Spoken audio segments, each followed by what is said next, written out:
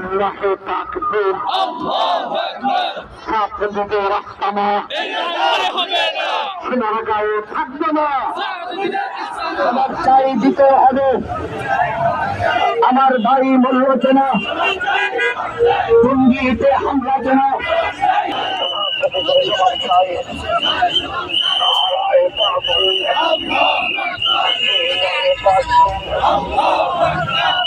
ধন্যবাদ থাকতে পারে, শ্রমিক থাকতে পারে, সংগ্রাম থাকতে পারে, প্রতিবাদ থাকতে পারে, ঘুমন্ত মানুষকে হত্যা করা যায় না। 2 নম্বর কথা আমি বলছি, আমি স্বাধীনতা বন্ধুদের বলে যেতে চাই, আমাদের লোকদের কেউ জুদার বন্ধু বলবেন না। আমরা হকপন্থী, আমরা কি পন্থী? আমরা কিন্তু জুদার বন্ধু নয়, আমরা মানবমূলক পন্থী নয়, আমি গ্রামীণ পন্থী নয়, আমরা এলাম হকপন্থী। কি পন্থী?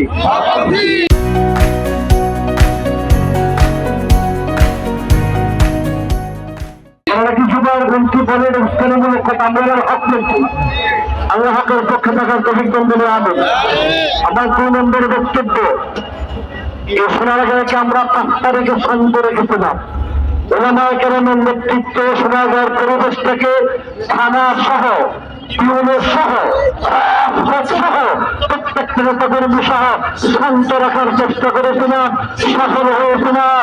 সাদিয়ানি ব্যক্তি খুনিদেরকে আশ্রয় দিয়া প্রশাসনের উদ্দেশ্যে বলছি, রাতের বেলায় কথা বলে, অন্য ঘরে কথা বলে পরিবেশ নষ্ট করার চেষ্টা করবেন না।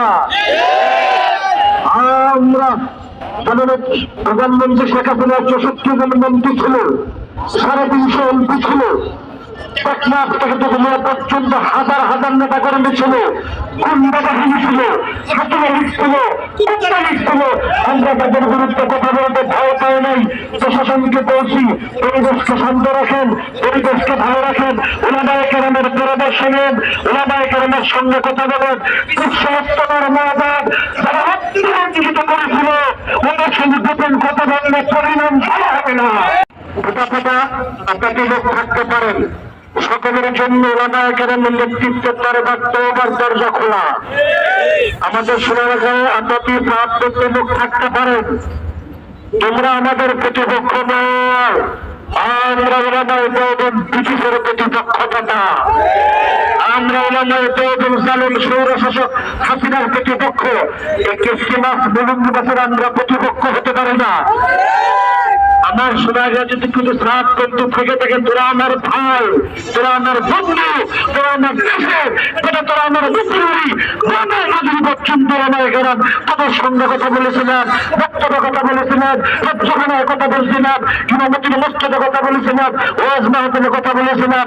আজকে স্পষ্ট ভাষায় বলে দিলাম, শ্রাপ বন্ধু বাইরে ভুল পথকে বাদ দিয়া, গন্ডামের পথকে বাদ দিয়া, ক্ষতির রাস্তা পরিত্যাগ করে ওলামায়ে কেরামের নেতৃত্ব সাথে তাদের জন্য তওবার দরজায় স্বাগত।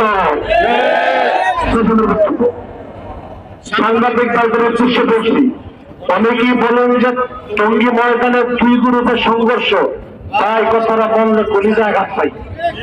2 গ্রুপের সংঘর্ষ নয়, একটা টাকার, একটা চোর বাড়িতে গিয়া বাড়ির মালিককে মারতেছিল, বাড়ির দৌড় করা, বাঁচতে চেষ্টা করার নাম যে 2 গ্রুপের সংঘর্ষ। ওরা তো ঘুমন্ত ছিল, ওরা পাহাড়ে এড়াতে ছিল, ওরা তো সাহস কিছু ছিল, ওরা তো ঠিকই ছিল, ওদেরকে অতর্কিত অস্ত্র দিয়ে হামলা করেছিল। 2 পক্ষ দ্বন্দ্ব হতে পারে না, বিনা মানুষের উপর ডাইরেক্ট হামলা করা করেছিল, হামলা করেছিল। রাতে আসলে কেন? রাতে যায় রাতে যায় কিভাবে যদি সত্য বুদ্ধকে দুপুরবেলা দিনায় বোমাবেলা চলে আসতায়, পুলিশ থানা হাসপাতাল ছোটের মতো ডাকাতের মতো গুন্ডা বাহিনীর মতো রাতের অন্ধকারে চাষ কেন? আল্লাহ আমাদের সকলের উপকার্য দেখবেন বলে আনেন। অনেক মাতা বারাকাত হোক, করোনা বিষয়ে মাতা বারাকাত হোক সহ, হুজুরের হযরত সহ, মহিবুল্লাহ বাবানগরীর সহ, আল্লামা জনাবুল হাবিব সহ, যাহারাই আমাদের দ্বীন হেফাজতের জন্য মাওলানা ইলিয়াস রহমতুল্লাহের মেহনতি তবলিগকে হেফাজত করার জন্য মাঠে ময়দানে আল্লাহ তার গামকে পায় নিক্ষেপ করে মেহনত করতেছে, সারা বাংলাদেশের সমস্ত ওলামায়ে কেরামদের মেহনত কবুল করো। সারা বাংলার জমিনে তোমার খাস রহমত বরকত নাযিল করো। আল্লাহ ওরা তো আমাদের ভাই ছিল, ওরা আমাদের বন্ধু ছিল, ওরা আমাদের তোমাদের সাথী ছিল।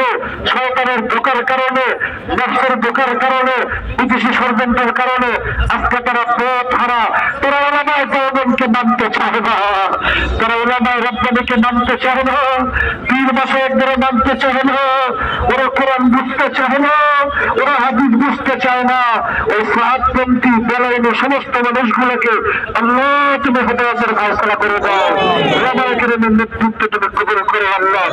আজকের এই প্রতিবাদ সমাবেশে বিক্ষোভ মিছিলে সময় দিয়া তারা দীর্ঘমেয়াদী সময় পর্যন্ত সহযোগিতা করেছে গো আল্লাহ। ওলামায়ে কেরাম সহ আমাদের তবলিগের মেহনতি সতীরের সহ সকলের মেহনত আল্লাহ তুমি কবুল মঞ্জুর করো, সকলের মেহনত আল্লাহ তুমি কবুল মঞ্জুর করো আল্লাহ। আমরা কোনো বিশেষ ব্যক্তির ব্যক্তিপন্থী নয়, আমরা হকপন্থী আল্লাহ। হকের পতাকা সবাইকে দেখার তৌফিক দাও।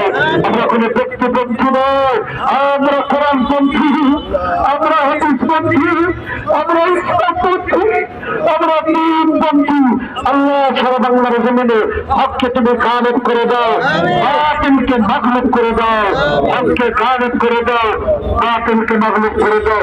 প্রত্যাশিত শিরেন কৃষ্ণ কাদের উম্মত শেখুল হাদিস রাহিমাহুল্লাহ, মুফতি ফজলুল হক আমিনী, আল্লামা শাহ আহমদ শফি রাহিমাহুল্লাহ সহ সোনারগাঁও আল্লামা মুফতি হাতেম রাহিমাহুল্লাহ সহ মাওলানা ইয়াকুব জামান সহ মুফতি আহমদ সহ মাওলানা ইকবাল ভাই সহ আজকে বাহিনী পিছনের সামনে থাকতে আজকে মুসলিম প্রবেশ করছেন।